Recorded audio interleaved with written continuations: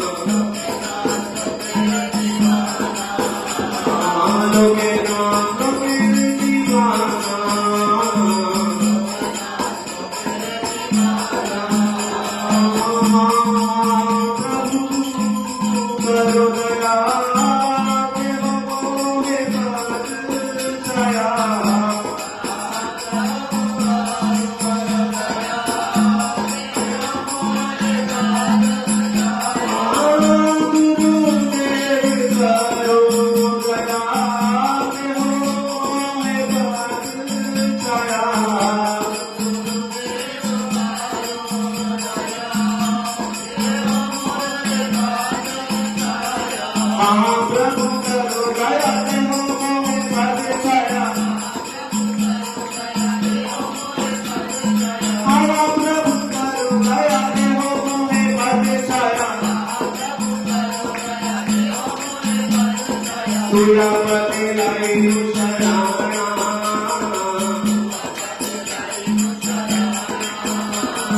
नरोत्तम लाइनु शरणा जय गुरुदेवाय जय गुरुदेवाय गुरुदेवाय जय गुरुदेवाय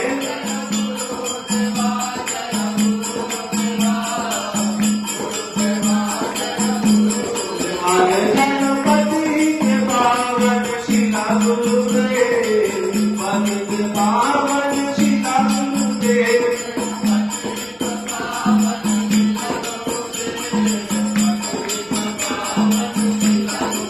गुरुदेव की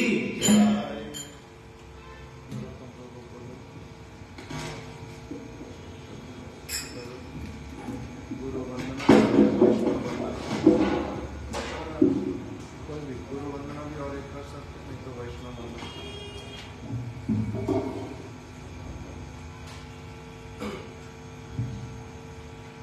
गुरुदेवे प्रजावने ब्रजभूमि वासी जने गुरुदेवे प्रजावने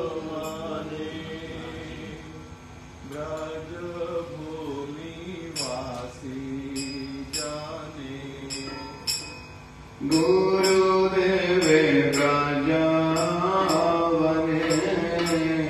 ब्रजभूमि वासी जने गुरुदेवे ब्रजवने ब्रजभूमि वासी जने शोधवते यार गाने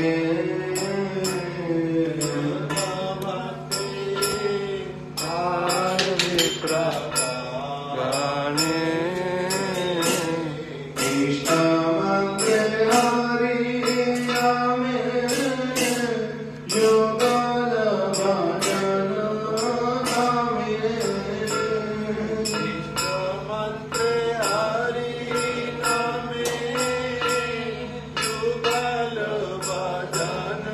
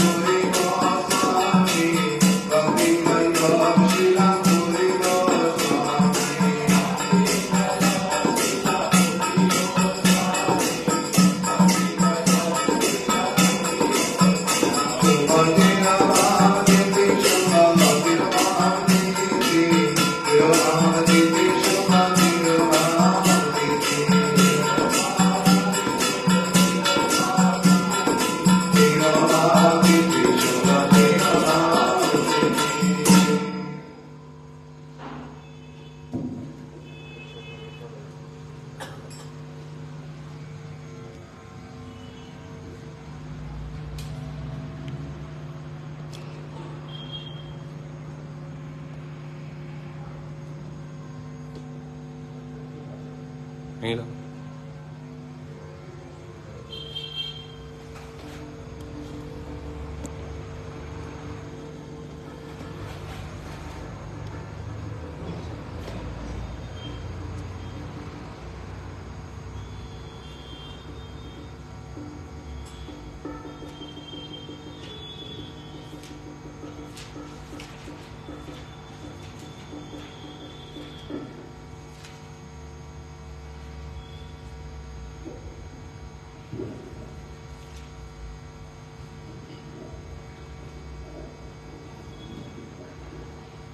Sakala Vaishnava Gosai Daya Karo Re Dante Trinadari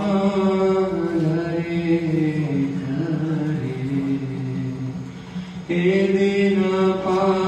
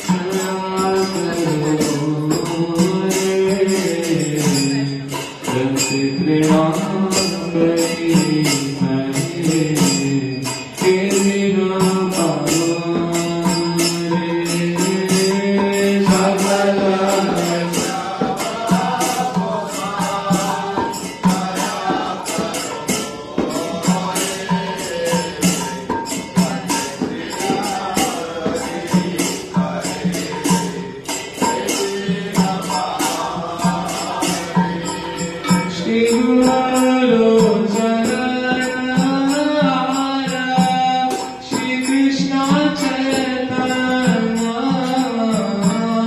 पाद भगव पावैया मोरे करो धन्य श्री गुरु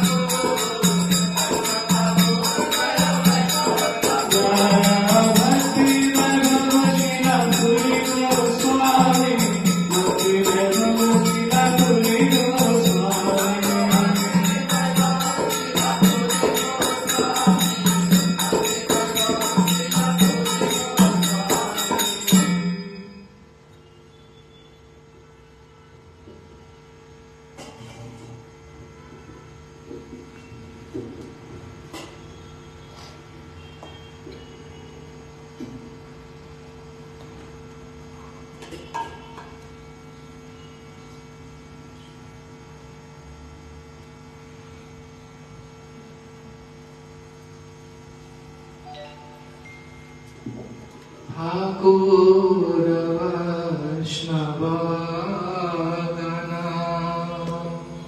करे निवेदना।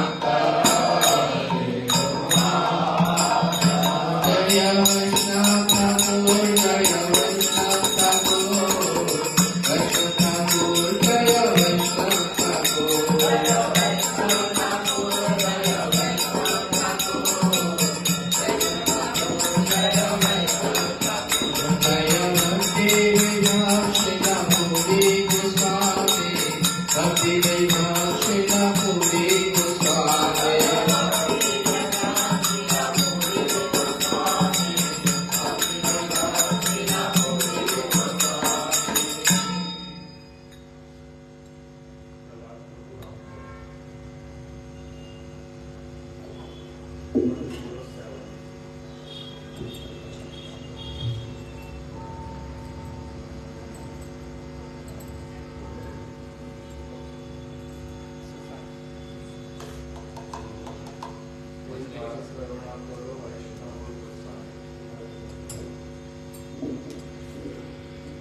एक बार करुणा कर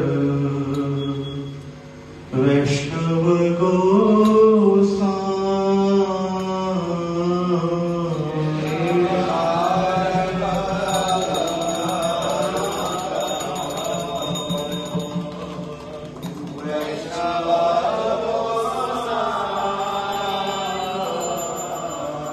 एक बार करुणा करो वैष्णव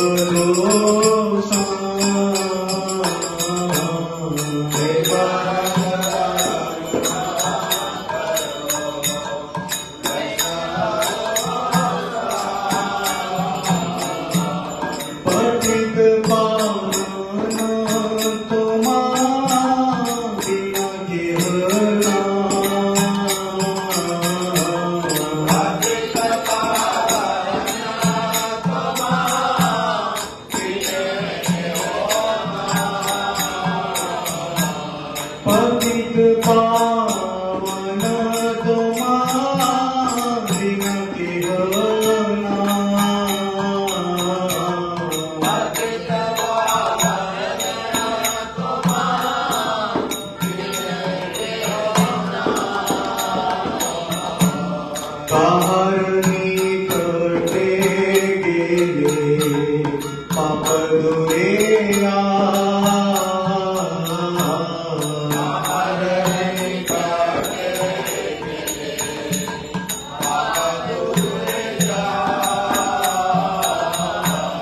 के मन दयाल प्रभु के बकुथा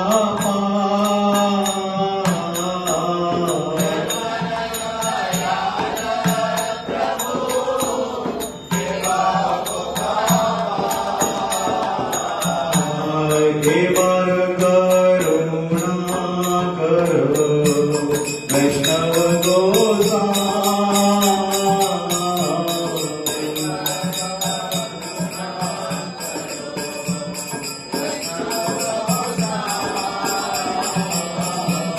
पतित पावन तुम्हारी गिरना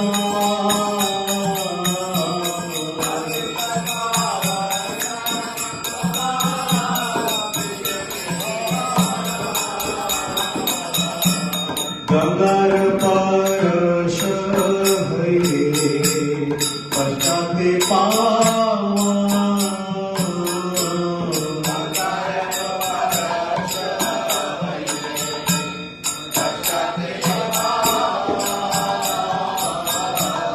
दर्शन पवित्र करे तुम्हार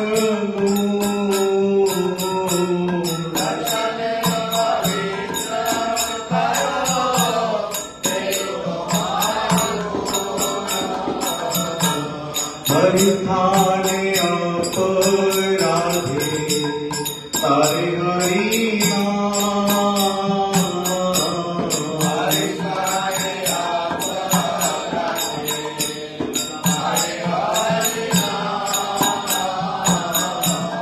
तुम थाने अपराधे नहीं गवैणा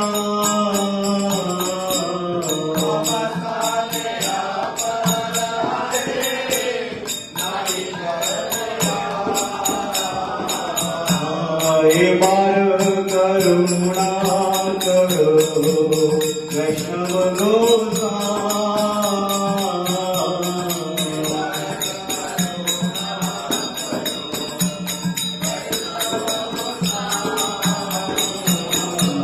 पतित पावन तुम्हारी न केवलना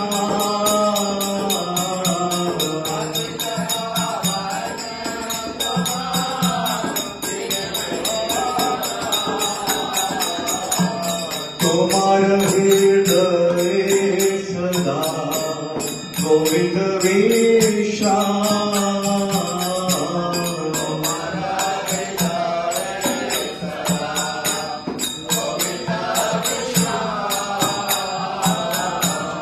गोविंद करे नाम वैष्णव परा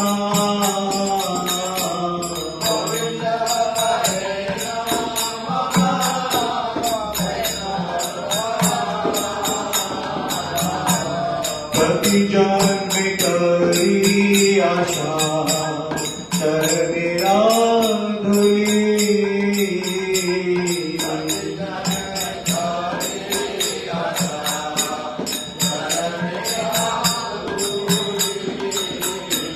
नरोत्तम करो दया अपनार बलि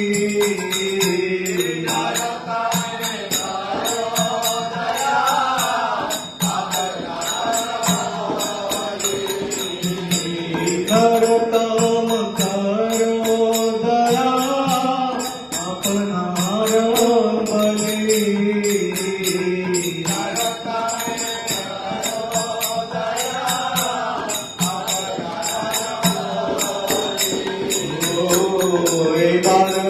करुणा करो वैष्णव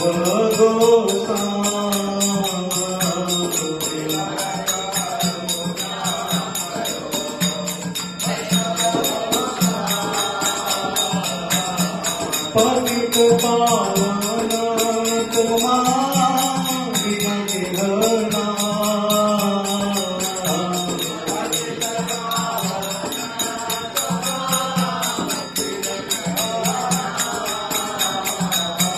जय वैष्णव ठाकुर जय वैष्णव ठाकुर वैष्णव ठाकुर जय वैष्णव ठाकुर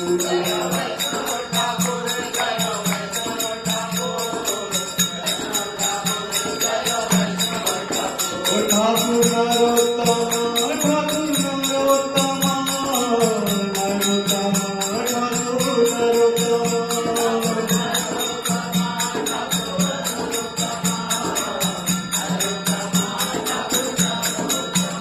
जय भक्ति वैभव शीलापुरी गोस्वामी भक्ति वैभव शीलापुरी गोस्वामी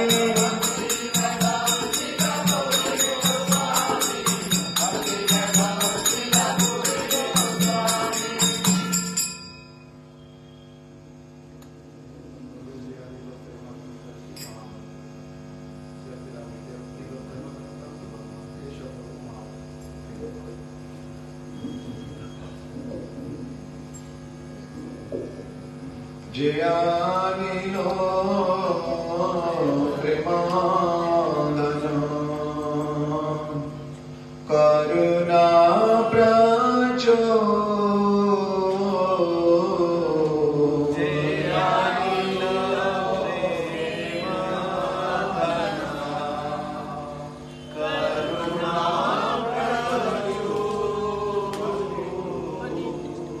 जयानिलो प्रेमानंदन करुणा प्रचो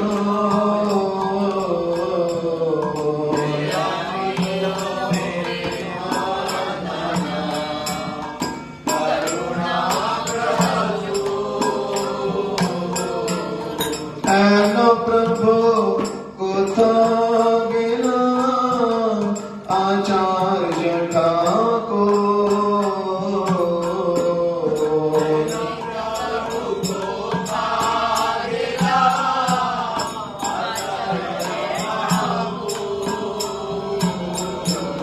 हेलो प्रभु कोथा गेला पूरी गोस्वामी ठाकुर प्रभु कोथा गेला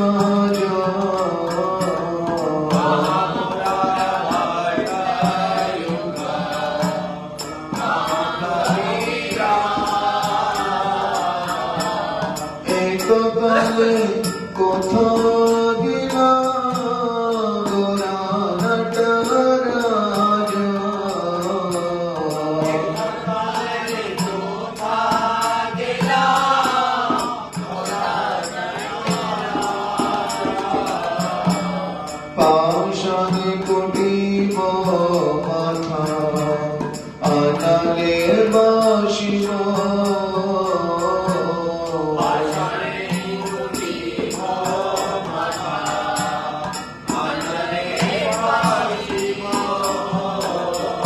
গৌরাঙ্গ গুণের নিধি কোথা গেলে পাবো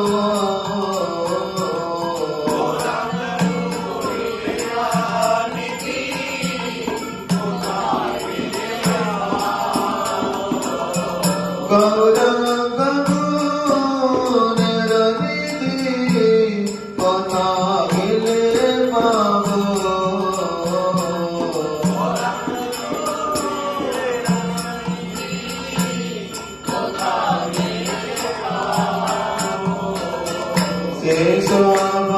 সঙ্গীর সঙ্গে যে কইলা বিলাস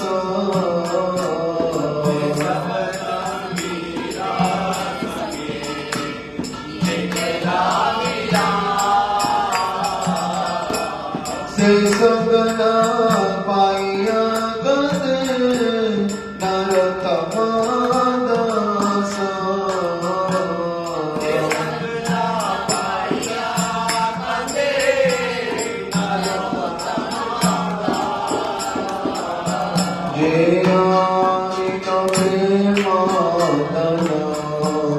করুণা প্রচো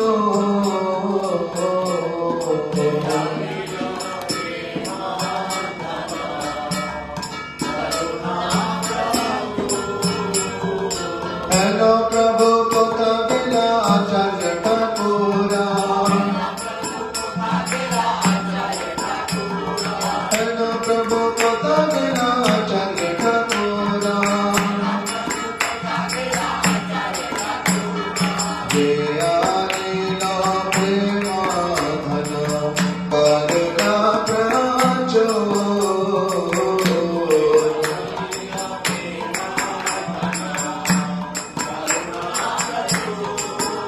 जय भक्ति वैभव शिलापुरी गोस्वामी भक्ति वैभव शिलापुरी गोस्वामी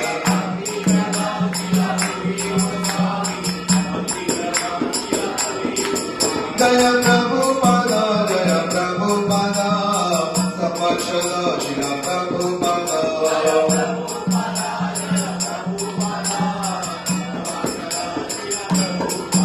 मोरे दया करो मोरे कृपा करो दया करो मोरे कृपा करो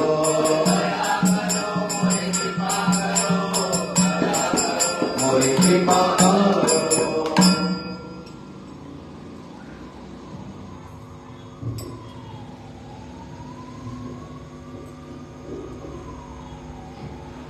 हरे Krishna Krishna Krishna Hare Hare Hare Ram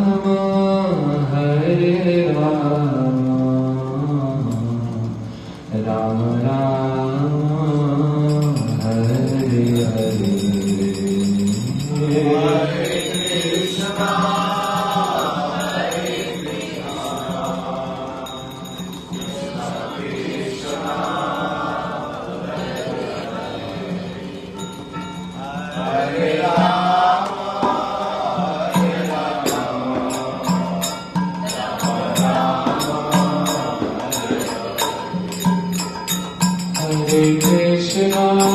Hare Krishna, Krishna Krishna,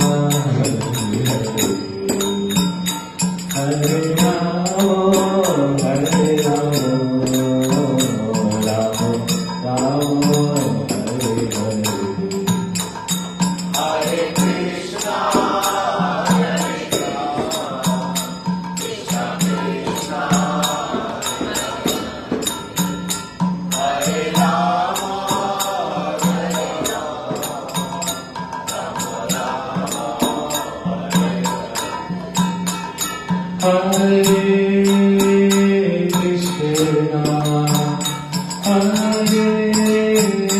Krishna, Hare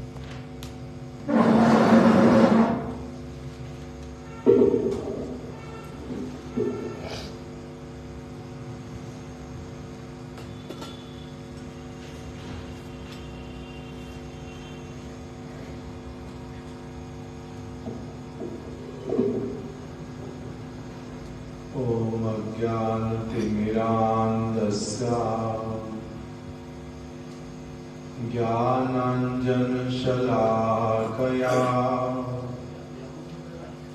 चक्षुरुन्मिलितं येन तस्मै श्री गुरवे नमः।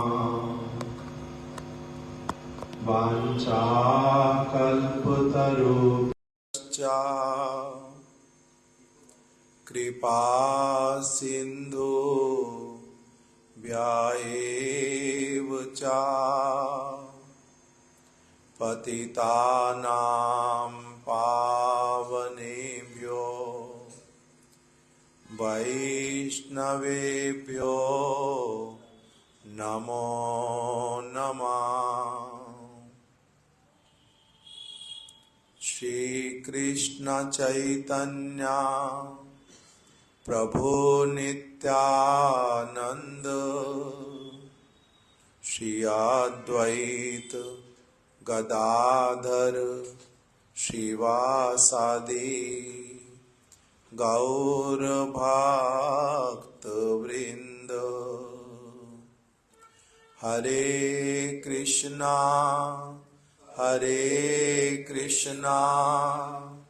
कृष्णा कृष्णा हरे हरे,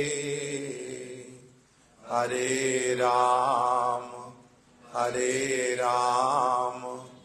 राम राम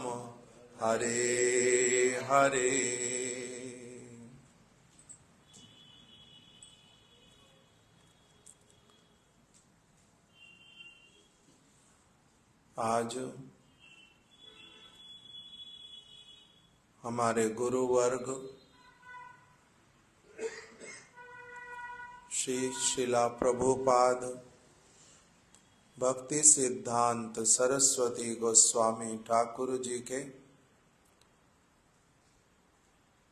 आश्रित जन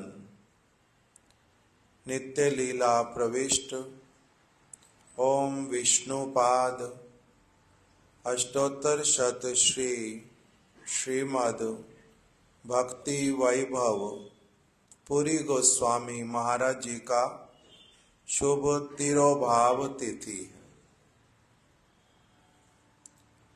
उसी के उपलक्ष्य में हम लोग उनके जीवन चरित्र के विषय में कुछ कुछ जो बातें उसको हम लोग श्रवण करेंगे। शिला महाराज जी का आविर्भाव जो है वो हुआ था उड़ीसा में गंजाम जिले के अंतर्गत फल्टा ग्राम, वहां पर इनका शुभ आविर्भाव हुआ था। पिताजी का नाम जो है वो था श्री दामोदर पटनायक और माताजी का नाम था देवी पटनायक।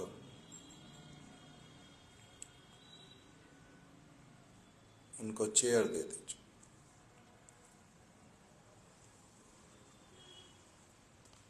तो इस प्रकार से महाराज श्री का जो आविर्भाव हुआ उड़ीसा के अंतर्गत हुआ। माता पिता ने इनका नामकरण किया श्री नरसिंह पटनायक। पहले देखो नाम जो है किस प्रकार के सभी के होते थे। पिताजी का नाम दामोदर पटनायक, माताजी का नाम देवी पटनायक। अभी इनका नामकरण जब किया तो इनका नामकरण किया नरसिंह पटनायक। वैष्णवों का आविर्भाव कहीं पर भी क्यों ना हुआ हो,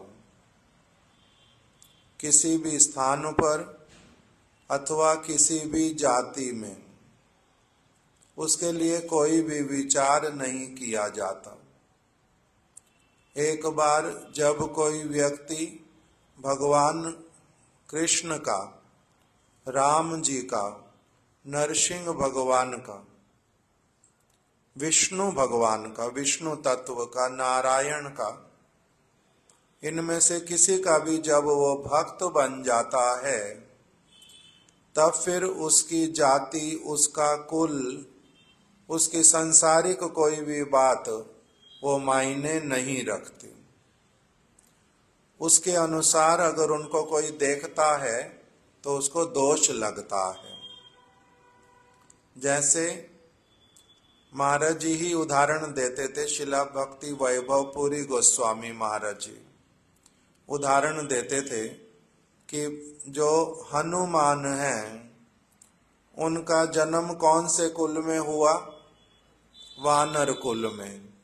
किंतु अगर उनको कोई साधारण बंदर कह करके विचार करेगा तो उसका दोष हो जाएगा। वो बंदर नहीं है, वो भक्त हनुमान है, वो भगवान श्री रामचंद्र के दास हैं। उनकी सेवा प्रवृत्ति, उनकी भावनाओं को देखा जाता है। उन्होंने किस कुल में वो आए उसको कोई विचार नहीं करता। दूसरा उदाहरण देते थे कि भगवान जो विष्णु हैं उन्होंने जन्म ग्रहण किया शूकर कुल में, केशवधृता शूकर रूपा अथवा वरहा रूपा। वरहा भगवान जो हैं वो दिखने में कैसे? शूकर के रूप में, सुअर जैसा।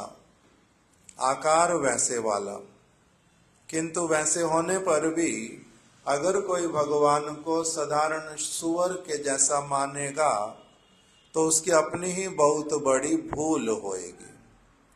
उसी प्रकार से वैष्णव जो व्यक्ति, उसका किसी भी कुल में जन्म क्यों ना हो गया हो, उसके लिए कोई, उसके अनुसार अगर कोई मन में विचार करे तो उससे उसका दोष होता है।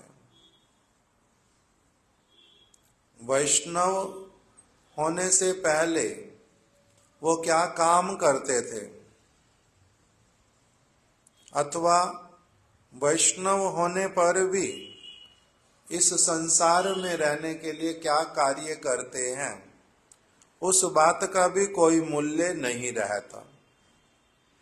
जैसे श्री चैतन्य महाप्रभु के एक भक्त थे जिनका नाम था, नाम तो स्मरण ठीक से आता नहीं, किंतु वो कार्य करते थे सुनार वाला।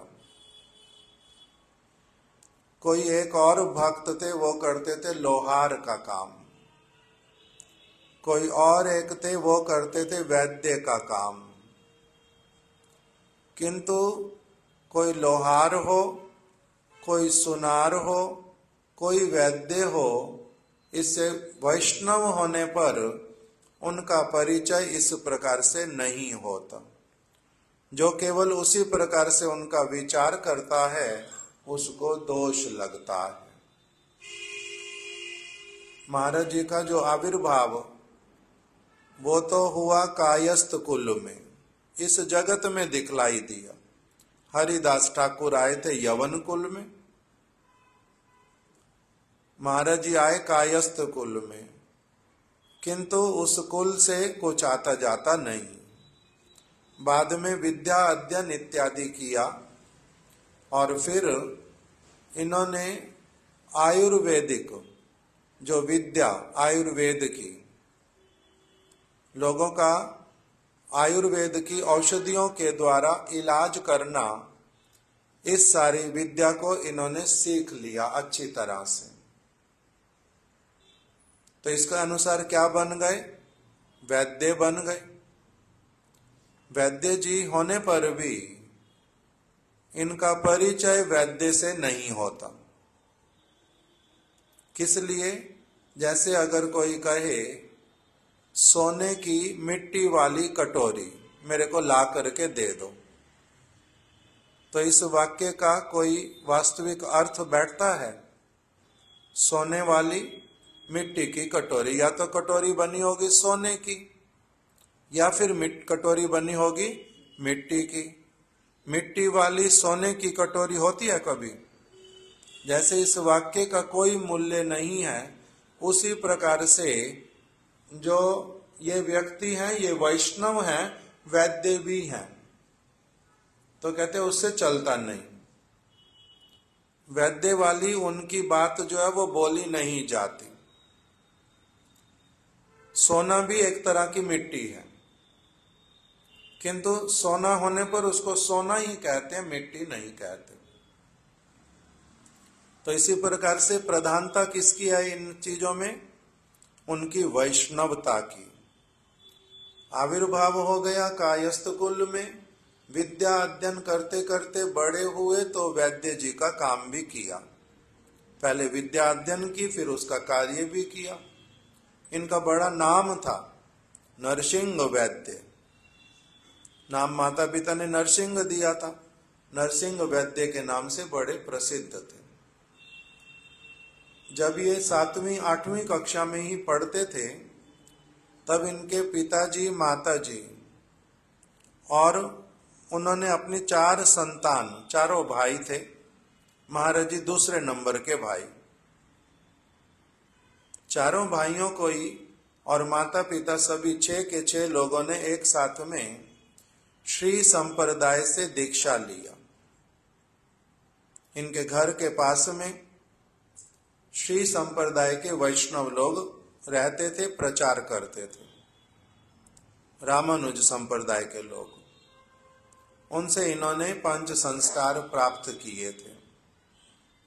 बाद में महाराज जी को शिला प्रभुपाद जी के एक शिष्य जिनका नाम था श्री मधुसूदन शर्मा, वहीं पर ही जहां पर वैद्य का कार्य किया वहीं पर ही उनको ये मिल गए मधुसूदन शर्मा जी। और उनके साथ में ये भी धार्मिक प्रवृत्ति के थे, वो भी धार्मिक प्रवृत्ति के प्रभुपाद जी के शिष्य। वो इनको प्रभुपाद जी की अलग अलग बातें बतलाते और प्रभुपाद जी के यहाँ से जो पत्रिकाएं छपती थी, ग्रंथ छपते थे, वो इनको पढ़ने के लिए देते थे। कभी कभी बैठकर साथ साथ में डिस्कस भी करते थे। ऐसा करते करते इनको प्रभुपाद जी की जो विचार, उनका प्रचार और उनके ग्रंथ पत्रिकाएं ये सब मिलने लग गया। उस तरफ रुचि होती गई। तब फिर ये एक बार मायापुर में प्रभुपाद जी के पास में दर्शन करने के लिए गए, मिलने के लिए गए और वहीं पर ही मायापुर में कुछ दिन तक वास किया। और फिर इन्होंने अपने मन की बात जो है वो शिला प्रभुपाद जी के समक्ष रखी कि यदि आप मेरे ऊपर कृपा करके मेरे को चैतन्य महाप्रभु की जो ये संकीर्तन वाली जो भक्ति की धारा, इसमें अगर आप मेरे को दीक्षित कर दें, शिक्षित कर दें तो बहुत अच्छा हो। तब शिला प्रभुपाद जी ने इनको महामंत्र, पंचतत्व मंत्र और कृष्ण मंत्र इत्यादि इनको प्रदान किया। उसके लिए लिख करके रखा कि 3 अगस्त 1936 में ये गए थे मायापुर में और वहीं पर ही फिर प्रभुपाद जी से हरि नाम और मंत्र इत्यादि प्राप्त किया। प्रभुपाद जी ने नाम रख दिया श्री नरसिंहानंद दास ब्रह्मचारी। घर में नाम पहले से ही नरसिंह था, नरसिंह पटनायक। अभी नाम हो गया नरसिंहानंद दास ब्रह्मचारी। इस प्रकार से हुआ। उसके बाद में अपने घर पर ही लौट आए और भागवत की कथा करते नित्य प्रति। जहां पर काम करते थे वहीं पर ही पास में एक मंदिर में कथा का आयोजन किया और नित्य प्रति जाकर के वहां पर भागवत की कथा बहुत सारे भक्तों को सुनाते थे। और इनका अपना भी नियम लिया हुआ था। जब से हरिनाम दीक्षा इत्यादि ली, नित्य प्रति प्रातः काल में भागवत के कुछ न कुछ श्लोकों को अच्छी तरह से पढ़े बिना कभी भी जल तक नहीं ग्रहण करते थे। उस प्रकार का इनके विषय में विशेष रूप में इनके जीवन में ये देखा गया। भागवत को बहुत अधिक गुरुत्व देकर के नित्य प्रति उसमें से कुछ न कुछ अवश्य ही प्रातःकाली उसमें पाठ करते थे, पढ़ते थे बैठ करके। और फिर भागवत की सभाएं करते थे, भागवत की कथा करते थे स्थान स्थान पर।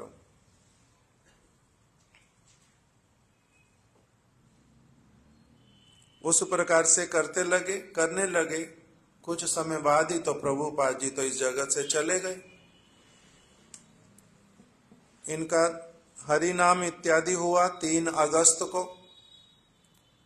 अगस्त के बाद सितंबर, अक्टूबर, नवंबर, दिसंबर।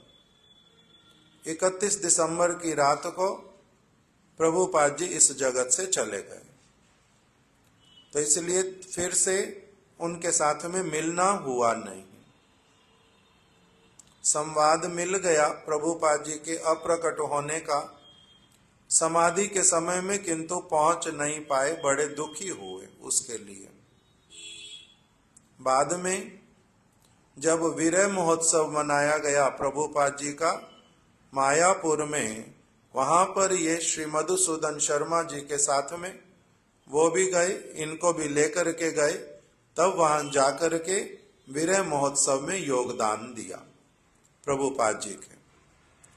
कहां कहां से कौन किसको मिल जाता, कहां से उसकी भक्ति प्रारंभ हो जाती, किस प्रकार से वो भक्ति में आगे बढ़ता है या नहीं बढ़ता है, बहुत सारे लोगों का ही अलग अलग सब कुछ होता रहता है। उसी प्रकार से इनका जीवन चल रहा था किसी और एक दिशा में, और अब चल पड़ा दूसरी एक दिशा में। प्रभुपाद जी के विरह महोत्सव में कुछ दिनों तक वहां पर वास किया, हरि कथा कीर्तन श्रवण की। अभी घर पर लौट तो आए, किंतु अब मन नहीं लगता। मन करता है जहां पर सब समय के लिए भगवान की सेवा, भक्तों की सेवा, संग, जहां पर वो सब मिले वहीं पर ही क्यों नहीं रहूं। यहां पर कुछ कुछ भागवत पढ़ता हूं, थोड़ा थोड़ा संग मिलता है। पत्रिकाएं पढ़ करके कितनी समझ लूंगा। अच्छा तो यही हो कि मैं सब समय भक्तों के साथ में रहूं। इस प्रकार का कुछ समय तक विचार करते करते थोड़े ही दिनों में निर्णय ले लिया। 25 जून 1937 अर्थात लगभग 6 महीने में निर्णय करके, ये अब प्रभुपाद जी के जाने से 4 महीने पहले हरि नाम दीक्षा इत्यादि ली थी।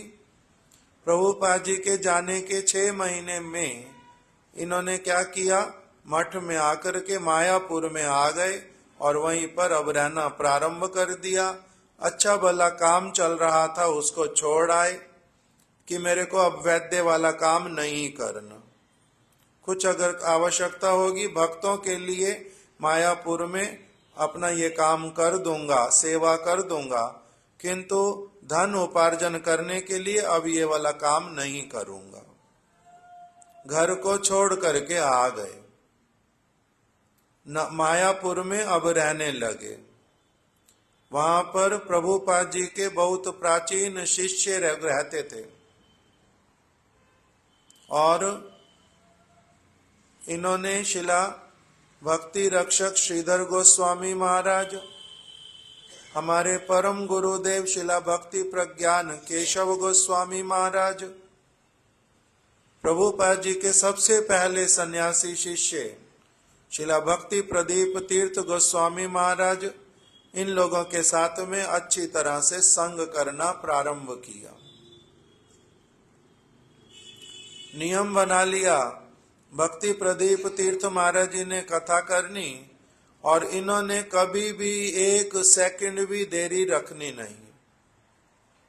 कथा में बहुत पहले ही जाकर के अपनी आप से भागवत के श्लोकों को जोर जोर से बोलते रहते और महाराज जी जब आते तब उनके आगे वही भागवत रख देते और फिर सारे लोग बैठ करके कथा श्रवण करते। शिला भक्ति प्रदीप तीर्थ गोस्वामी महाराज इनके विषय में कहते थे कि यहाँ पर बहुत सारे लोग ही कथा सुनने के लिए बैठते हैं, किंतु ये मेरी कक्षा का मॉनिटर, मैं भागवत की कथा करता हूँ, उस भागवत की कथा में जो ये भक्ति वैभव पुरी महाराज श्री नरसिंहानंद ब्रह्मचारी, ये जो है मेरी कथा कक्षा का मॉनिटर। कभी अगर उनको थोड़ी देरी होती आने में, कहलवा के भेज देते, नरसिंहानंद तुम कल वाली कथा को अभी फिर से सुनाना शुरू करो, मैं अभी आ रहा हूं। और कभी अगर उनको जल्दी जाना होता तब भी इनको ही दे करके चले जाते कि आप क्या करो, अभी कथा थोड़ी देर आप बोल दो, मैं कहीं जा रहा हूं। बहुत बार इनको खड़ा करके अपने सामने ही कथा करवाते। तो इस तरह से श्रील भक्ति प्रदीप तीर्थ गोस्वामी महाराज जी के ये बहुत प्रिय एक भक्त बन गए। उनका स्नेह इनको बहुत अधिक मिला। बाद में फिर कुछ समय के लिए इनको चेन्नई में भेज दिया, मद्रास में। वहां पर गौड़िया मठ था, वहां पर इनको भेज दिया। ये अच्छा व्यक्ति, पढ़ा लिखा, संस्कारी हैं, योग्य हैं, रिस्पॉन्सिबल हैं, इसलिए इनको चेन्नई का इंचार्ज बना दिया। लगभग 4 वर्ष तक वहां पर सेवा की, बहुत प्रकार का अच्छे से दायित्व लेकर के।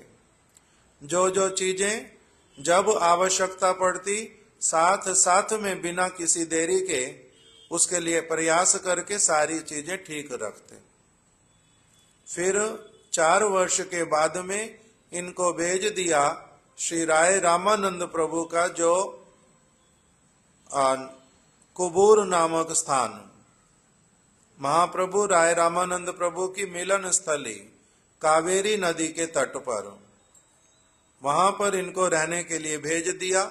वहां पर इन्होंने फिर सेवा की। इस प्रकार से उन स्थानों पर अच्छी तरह से सेवा करना, कथा कीर्तन करना, ठाकुर जी की सेवा करना, उनके लिए रसोई बनाना, इस सब प्रकार की सेवाओं में अच्छी तरह से लगे रहते। इस प्रकार से इनका प्रारंभिक जीवन। बाद में वर्णन आया कि जब शिला भक्ति सारंग गोस्वामी महाराज जी ने संन्यास लिया, मेदिनीपुर में श्यामानंद गौड़िया मठ में, वहां पर हमारे परम गुरुदेव थे उस दिन। और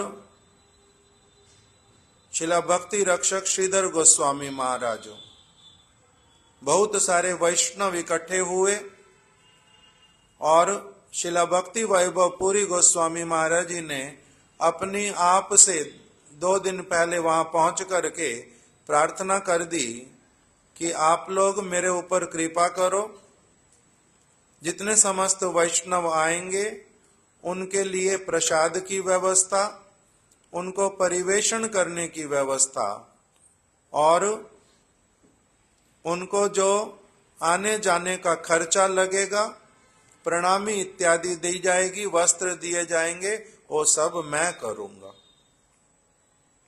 तो इस प्रकार से शिला भक्ति सारंग गोस्वामी महाराज जी के सन्यास का सारा दायित्व जो था, इन्होंने स्वेच्छा पूर्वक अपने आप से मांग करके वो सेवा ले ली।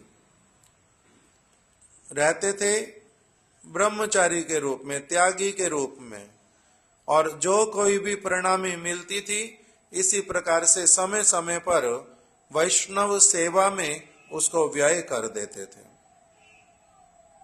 इन्होंने उसी प्रकार से नियम ही बना लिया फिर अपना।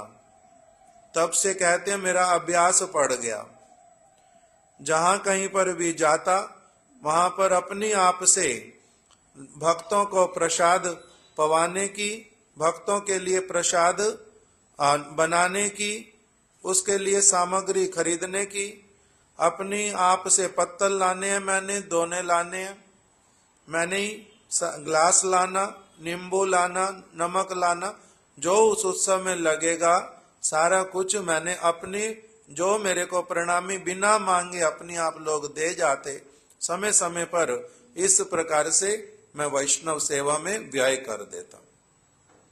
इस प्रकार से उन्होंने अपना नियम बना करके रखा।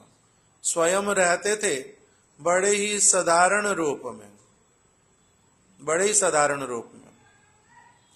फिर इनका सन्यास का समय आया, इन्होंने सन्यास लिया, उसके लिए भी तिथि बताई हुई। स्वयं मठ में आए, प्रभुपाद जी के पास आए 3 अगस्त 1936 को। फिर मठ में पूरी तरह से ज्वाइन किया 25 जून 1937 में, और फिर 1942 में सारंग गोस्वामी महाराज जी के संन्यास पर उत्सव किया। उसके बाद में बतलाया 7 जनवरी 1966 में इन्होंने संन्यास लिया। संन्यास हुआ इनका प्रभुपाद जी के बहुत प्रिय सन्यासी शिष्य श्री श्रीमद भक्ति सर्वस्व गिरी गोस्वामी महाराज जी से, उनसे इन्होंने संन्यास लिया। उनके सन्यासी शिष्य हुए और फिर 1977 में 1977 में इन्होंने श्री कृष्ण चैतन्य मिशन जो है एक उसका स्थापना किया, एक संस्था बनाई जिसका नाम हुआ श्री कृष्ण चैतन्य मिशन। आंध्र प्रदेश में काकीनाडा नामक स्थान पर सबसे पहले मठ बनाया। इन्होंने विशेष इनके जो स्थान वो सारे के सारे बहुत पवित्र नदियों के एकदम तट के ऊपर। वृंदावन में मठ बनाया, सामने द्वार खुलेगा सेवा कुंज। इन्होंने अपना कक्ष बनाया था, जहां पर बैठते थे वहीं से पूरा सेवा कुंज एकदम से दिखलाई देता था और बड़े आनंदित होते थे वहीं बैठ करके। बहुत बार वहीं पर बैठते थे और कथा भी वहीं बैठ करके ही सुनाते थे। सेवा कुंज को देख के बड़े आनंदित। और पीछे एकदम जमुना जी, 2 मिनट चलना नहीं, जमुना जी पहुंच जाओ। हर दिन का इनका नियम, इन्होंने जमुना जी जाना ही जाना है और वहां पर 1 घंटा 1.5 घंटा 2 घंटे व्यतीत करने ही करने हैं। जब बहुत वृद्ध हो गए थे तब भी भक्तों के कंधे के ऊपर हाथ रख करके जाते ही जाते थे। जमुना जी जाए बिना रह नहीं पाएंगे। मायापुर में जाएंगे, मायापुर में भी इनका मठ एकदम से गंगा के सामने। जहां कहीं भी बैठेंगे मठ में वहीं से गंगा दिखाई देगी। गंगा में जाकर के स्नान करना, गंगा की आरती उतारनी, वहीं बैठ के हरि नाम करना, कुछ कथा बोलनी। गंगा में जाते राय रामानंद प्रभु के स्थान पर मठ बनाया, कावेरी के तट पर इतना निकट में जे भय लगता है जे कब मठ का जो दीवार है वो जल में चला जाएगा, इतना निकट में एकदम से। किंतु सब समय इन्होंने वहीं स्नान करना, उसी में आनंदित होते थे। इनका भागवत में इतना अधिक सुंदर रूप में प्रवेश था कि इनको शिला भक्ति प्रदीप तीर्थ गोस्वामी महाराज और बहुत सारे भक्त लोग इनको प्रेम से बुलाते थे भागवत आचार्य, कि भागवत के आचार्य हैं। इतना अच्छी तरह से भागवत को समझते हैं, पालन करते हैं, भागवत आचार्य कहते थे इनको। फिर इन्होंने जब मठ की स्थापना की तब इन्होंने एक एक करके लगभग 25 मठ बनाए अलग अलग स्थानों पर। और जितने भी भक्त उन सबको बार बार बोलते थे कि देखो ये मठ हमारे अपने किसी भी कार्य के लिए नहीं है, यहां पर हम लोग रहते हैं केवल सेवक के रूप में, सेवक के रूप में रहते हैं। और यहां पर रह करके भक्ति का अच्छे से अनुशीलन करना और किसी तरफ अधिक ध्यान देना नहीं, तुम्हारे को कभी कोई अभाव होएगा नहीं, अच्छे से भगवान की भक्ति करना। अभी तो मैं जीवित हूं, मैं इस जगत से जब चला भी जाऊंगा तब भी तुम लोग क्या करना, जो भी कोई व्यक्ति भगवान का भजन करना चाहे उसको रहने की सुविधा देना, इसीलिए मंदिर बना है। उनकी सब प्रकार से सहायता करना जो भजन करना चाहे, इस प्रकार का हमारा उद्देश्य है। ये यहां से महाप्रभु की, प्रभुपाद जी की वाणी का प्रचार करना, ऐसी उनकी भावना होती थी।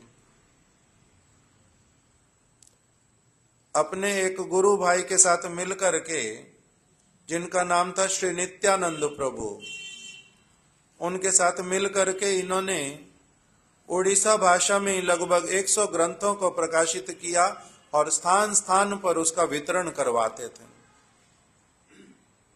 100 ग्रंथ कम नहीं होते, बहुत होते हैं 100 ग्रंथों के ऊपर काम करना, और उनको फिर प्रिंटिंग में रखना और उसको स्थान स्थान पर उसकी में से कथा बोलनी और उनका वितरण करना।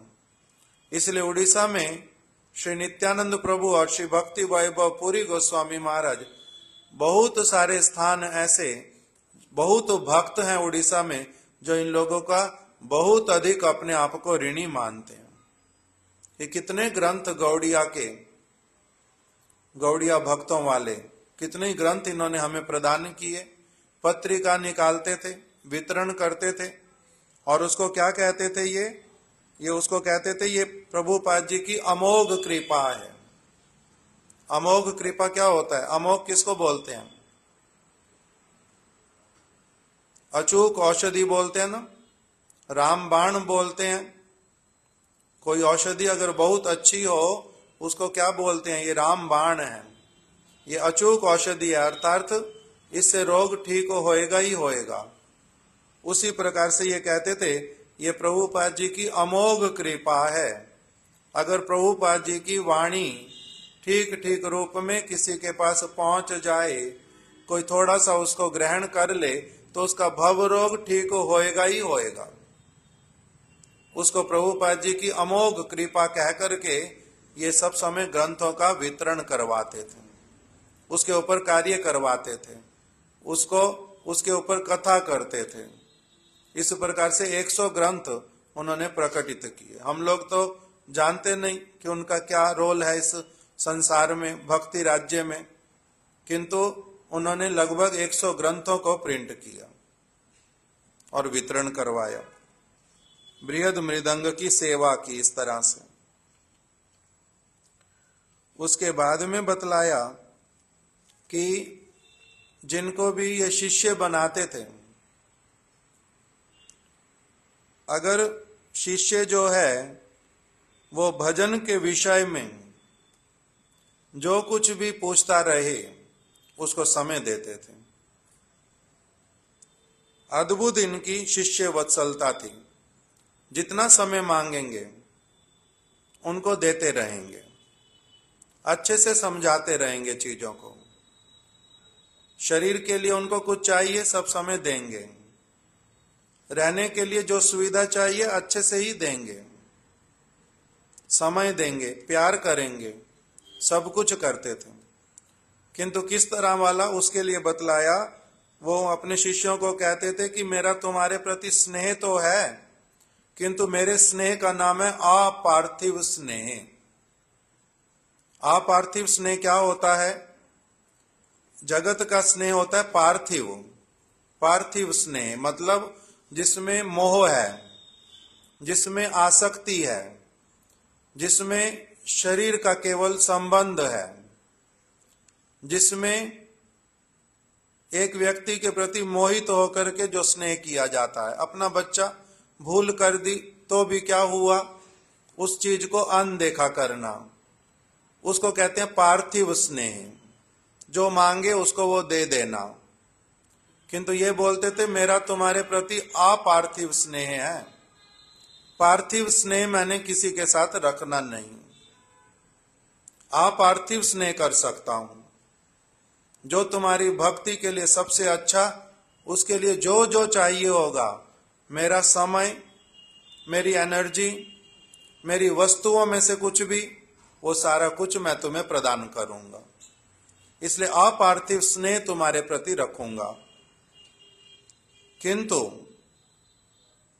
कभी भी अगर तुम भजन आदर्श के अनुसार नहीं चलोगे, भजन नहीं करोगे, भक्ति वाले आदर्श नहीं मानोगे, कुछ कुछ गड़बड़ करोगे, भक्तों को परेशान करोगे तब फिर मैं उसको सहन नहीं कर पाऊंगा।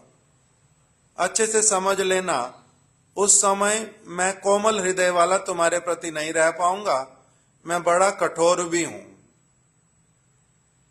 स्नेह करूंगा बहुत अधिक, अपार्थिव स्नेह, किंतु भक्ति में जितना उन्नति करना चाहोगे उसमें तुम्हारी सहायता करता रहूंगा। किंतु अगर तुम भक्ति में आगे नहीं बढ़ के लौकिक व्यवहार में मेरा साथ चाहोगे तो मेरे को कभी भी तुम वहां पर नहीं पाओगे। मैं तुम्हारे साथ वहां पर खड़ा हुआ दिखूंगा ही नहीं। मैं कठोर हूं, बहुत हूं, कोमल हूं भक्ति की उन्नति में, कठोर हूं अगर तुम भजन के आदर्श से इधर उधर जाओगे, तब मेरे को तुम अपने निकट नहीं पाओगे।